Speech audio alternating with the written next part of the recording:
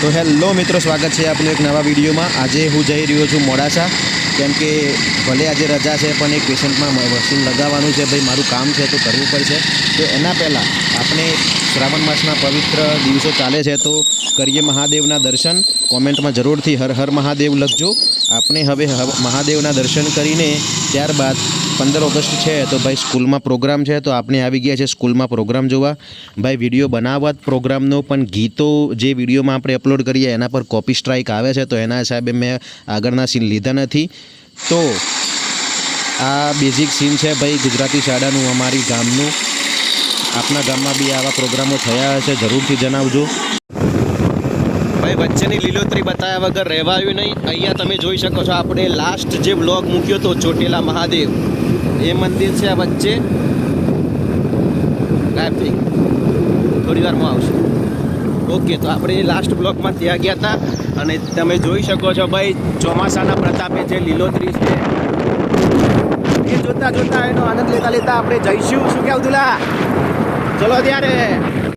તો ભાઈ તમે બધાએ સાબલી તો જોઈ જ હશે। સાબલી જવાનો રસ્તો તમારો અલગ હશે, મારો અલગ છે। મારા ગામ સાઈડથી એકદમ શોર્ટકટમાં સાબલી જવાનો રસ્તો હમણાં જ આવશે, જેવું તમને બતાવું। ભાઈ જે બી ઈડર સાઈડથી સાબલી જવાવાળા છે, કાનિયોલ ગામથી અંદર જે આ ડેમમાં રસ્તો વળે છે એ ત્યાંથી તમે જશો તો એકદમ નજીક પડશે તમને સાબલી।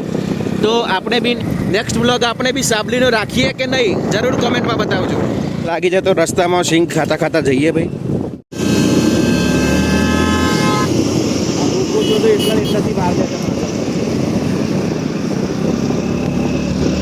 તો આ રોંગ સાઈડથી લેવું પડે, જગ્યા નહીં પેલી વાત, તો ભીડ થઈ ગઈ છે। મને જલ્દી જાવ, ભૂખ લાગી દબાઈને રવાય એવું નહીં, એટલે જવું પડે છે।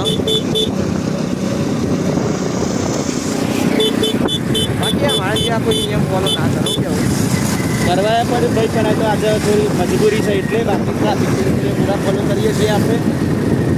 ભાઈ આપણે જે કામે આવ્યા હતા એ કામ તો પતી ગયું છે, પણ હવે વચ્ચે ભાઈ ધ્રુવલાને ભૂખ લાગી હતી તો ખાવા બેઠા છીએ।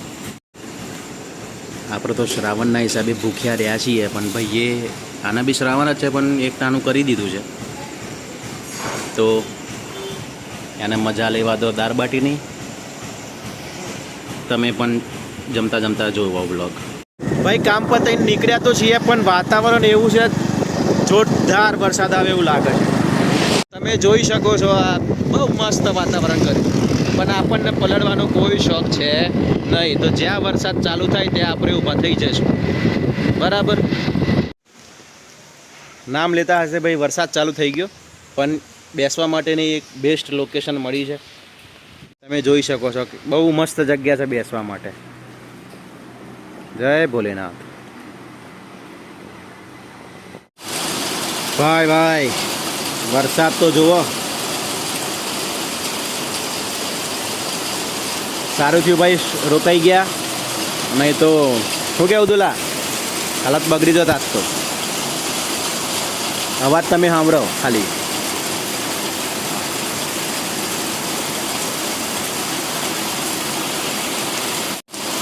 ભોલેનાથની કૃપા થઈ કે ભાઈ મસ્ત મંદિર, એમાં એક ખુરશી મળી બેસવા માટે। જય ભોલેનાથ, ખૂબ ખૂબ ધન્યવાદ ભાઈ। ખરેખર વાતાવરણ જોરદાર છે ભાઈ, તમે જોઈ શકો છો।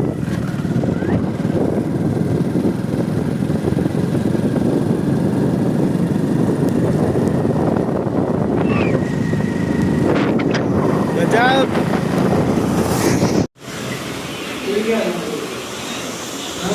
ભાઈ વરસાદના લીધે બ્રેક પાડી, પણ હવે મને ભૂખ લાગી ગઈ, તો ધ્રુવે તો પહેલાં જમી લીધું હતું, હવે મારો વારો છે, તો જમી લઈએ પછી મળીએ।